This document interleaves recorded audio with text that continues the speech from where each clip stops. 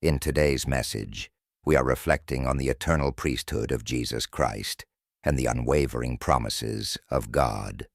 The passage reminds us of God's oath to Abraham and how he sent his son, Jesus, as a high priest in the order of Melchizedek, eternally appointed for our salvation. Remember the journey of the Israelites, how they left Egypt, but refused to enter the promised land. Because of their disobedience, they perished in the wilderness. God's purpose in delivering them from Egypt was to lead them into the land of Canaan. Just as it was for Abraham, God's promises come with responsibility. We must respond to his call and trust in his faithfulness. When God made a covenant with Abraham, he said, "I will make you the father of many nations." God's promise didn't rely on Abraham's performance. It was anchored in God's own will and sovereignty. This promise wasn't just for Abraham, but for all who walk by faith.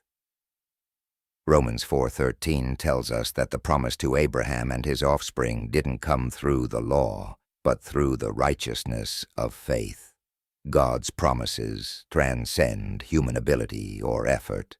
Remember when Abraham was promised a son, despite being well past the age of childbearing.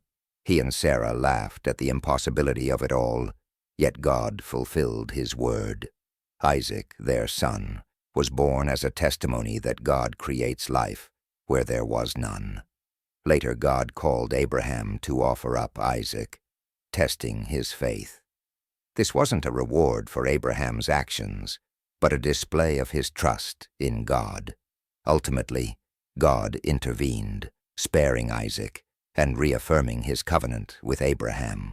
Through this experience, Abraham learned two essential truths. God can bring life from death, and he fulfills his promises even when human logic cannot comprehend it.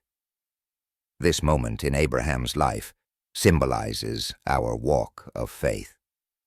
We may face trials, but those trials are not punishments for failure. They are opportunities to experience God's faithfulness. Our struggles, our sacrifices, and even our losses are part of a larger divine purpose. Jesus exemplified this when he prayed in Gethsemane, "Father, if you are willing, take this cup from me, yet not my will, but yours be done." Even the Son of God endured suffering and obeyed the Father's will, leading to his victory over death and the salvation of mankind. Our challenges, like Jesus' suffering, are not in vain. They are part of God's plan to mold us into his image and fulfill his greater purpose in our lives. When we feel overwhelmed by trials, we can be assured that God is with us, guiding us through the hardship, just as he was with Abraham. The promises God made to Abraham to bring life where there is death and to make his descendants a blessing to all nations are also promises he extends to us through faith in Christ. God's work in our lives is ongoing. Just as Abraham's story didn't end with Isaac, our story doesn't end with one answered prayer or one moment of faith. God's promises are eternal, and his plans for us far exceed anything we could imagine.